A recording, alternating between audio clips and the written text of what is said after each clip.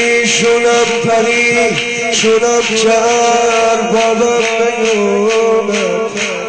دل پری شونم چر بابم نیومد بعد عمری عاشقی حتی یه شب خوابم نیومد بعد عمری عاشقی حتی یه شب خوابم نیومد آسمون عطرای جمع مثل من دهونه گیره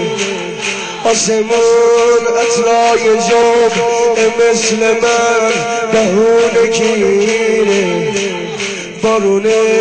گریه باهات حرف میزنه که خیلی دیره مادره تا دل غمینه خونه جد رو زمین عشق ما مهدی نیومد عشق ما مهدی نیومد الأجل يا حجة الله الهجل بقية الهجل يا حجة الله الهجل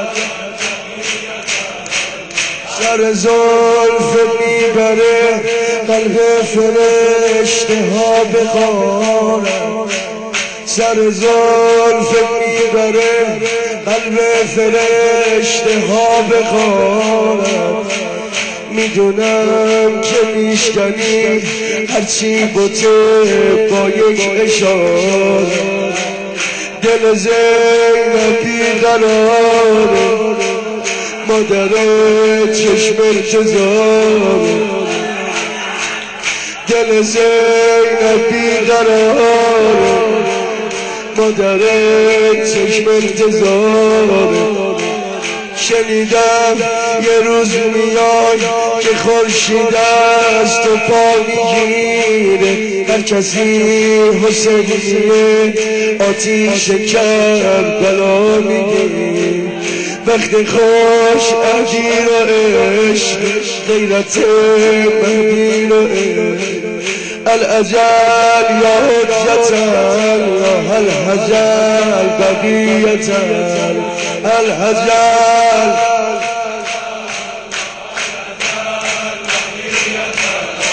الهجل يا حجة الله الهجل میونه گریه شنیدم صدای پای خروش پسرم مامه احمد عبای حلی به دوش میکشی به دیده چادر خاکی باد شیشه یاس میبا و نه فلک وقتی بیای دوباره آباد میشه باغ فدک وقتی بیای الأجل یا حجت الأجل گوش بده شیشه یاس میباره نه فلک وقتی بیای دوباره آباد میشه باغ فدک وقتی بیای میبری یه روز به سینه مرهمی برای سینه آقا جان پسر فاطمه همه دل شکسته ها چشم انتظار ذوالفقارم شیعه ها تا تو نیای سر و زامونی ندار کار ما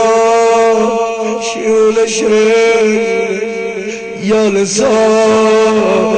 الحسین آقا جان حرفای آخرم باشه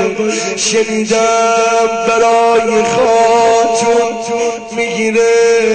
دل تو هر شب سر در